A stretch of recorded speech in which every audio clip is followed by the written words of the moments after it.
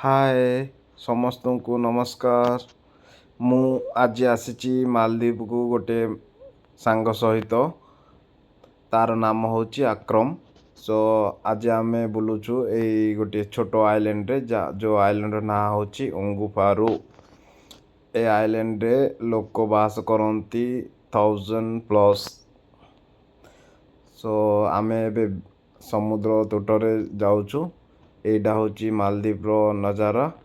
ଏଇ ନଜାରାରେ ଦେଖି ରୁହନ୍ତୁ, ବଢ଼ିଆ ମଜା ଲାଗିବ।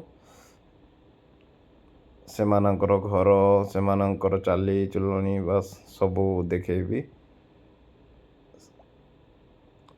ଦେଖନ୍ତୁ, ଏଇଟା ସମୁଦ୍ର ତଟ ସାଇଡ଼ଟା, ଯାହାଫଳରେ ଯେଉଁମାନଙ୍କର ଘର ଏଠି ଅଛନ୍ତି ସେମାନେ ଆରାମରେ ରିଲାକ୍ସ ନେଉଛନ୍ତି। ଯାହାକି ଏଇଟା ଗଭର୍ଣ୍ଣମେଣ୍ଟର ଜାଗା ଆଗ। ସେମାନେ ମ୍ୟାରେଜ୍ କରିସାରିଲା ପରେ ସେମାନଙ୍କୁ ଗଭର୍ଣ୍ଣମେଣ୍ଟ ଗୋଟିଏ ଗୋଟିଏ ଜାଗା ଦିଏ। ସେହି ଜାଗା ସେମାନଙ୍କୁ ନେବାକୁ ପଡ଼ିଥାଏ।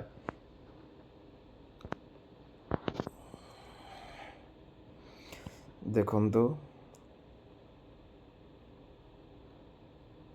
ସୁନ୍ଦର ଭାବେ ସେମାନେ ଛୋଟ ଆଇଲ୍ୟାଣ୍ଡଟାକୁ କେୟାରରେ ରଖିଛନ୍ତି। ବହୁତ ଅତି ସୁନ୍ଦରରେ ରଖିଛନ୍ତି।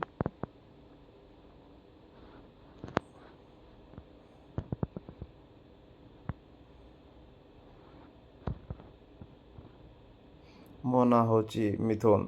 ମୁଁ ଆସିଛି ଏଠି ୱାର୍କ ଭିସାରେ, କାମ କରୁଛି ଗୋଟେ ରିସୋର୍ଟରେ।